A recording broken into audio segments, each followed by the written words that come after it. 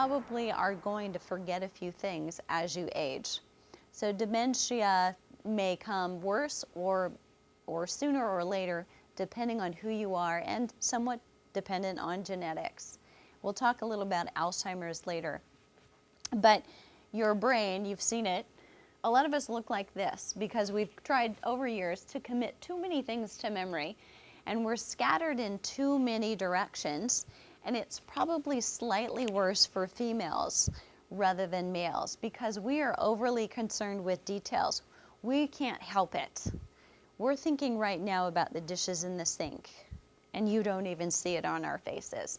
We're thinking about the load of clothes that we left in the washer that we should have switched to the dryer before we walked out the door.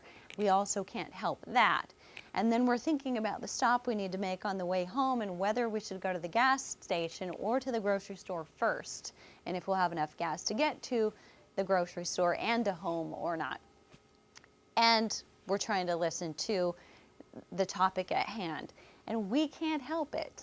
So women tend to have a little bit more trouble forgetting things and being a little bit more jumbled with their thoughts. The study was a year long, which is also nice, so you get to see over time what happened. And there was not much fallout because the demands on the people in the study were not so great that anyone felt, I can't do this. They continued with it. So this is a large group, and what they found is those who stretched, their hippocampus shrunk 1.5%.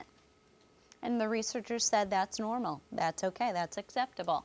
So think if you're 70 and you live until 100, I mean, that's a lot of shrinkage, right, over time. The walkers, 40 minutes, 3 times a week, had actually grown their hippocampus by 2%.